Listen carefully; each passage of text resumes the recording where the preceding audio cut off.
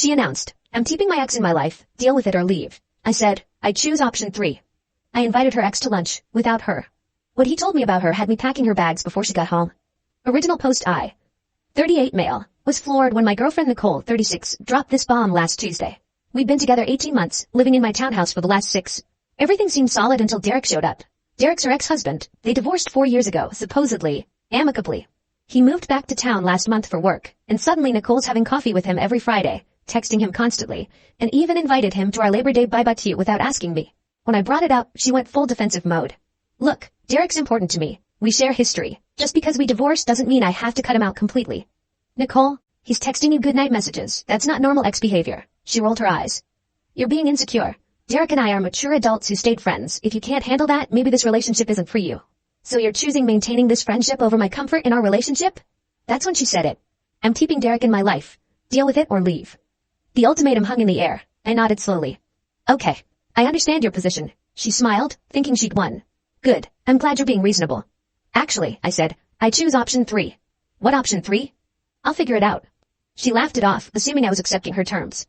That night while she was asleep, I found Derek's business card on her desk. She'd left it right there, bold as brass. Investment advisor at some firm downtown. Wednesday morning I called him. Derek? This is Tom, Nicole's boyfriend. I was wondering if you'd be free for lunch tomorrow. Just the two of us. Long pause. Does Nicole know about this? No, that's kind of the point. I think we should talk man to man. Another pause. Yeah, okay. Where and when? We met at a steakhouse downtown. Derek looked nervous, kept checking his phone. I got straight to it. Look, Derek, I'm not here to threaten you or anything. I just need to know what's actually going on with you and Nicole. He shifted uncomfortably. Nothing's going on. We're just friends. Friends who text goodnight? Friends where she's prioritizing you over her current relationship. Derek sighed, rubbed his face. Man, you seem like a decent guy. You deserve to know. Nicole's always been like this. Like what? She needs backup options. Always has. When we were married, she kept her college ex Brad around the same way. Constant texting, coffee dates, telling me I was being controlling when I objected. My stomach dropped. What happened with Brad? Found them in our bed 6 months before the divorce. She swore it was the first time, but he shrugged. The amicable divorce?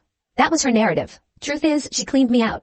Kept the house, got alimony even though she was the one who cheated. Her lawyer was her dad's golf buddy. Why didn't you fight it? I had just started my business. Couldn't afford a long legal battle. Plus, she had photos of me from a bachelor party that, well, taken out of context, wouldn't have looked good in court. Nothing illegal, but you know how these things can be spun. I sat back, processing, and now she's keeping you around as... To see the full story, click the link below and go on my channel.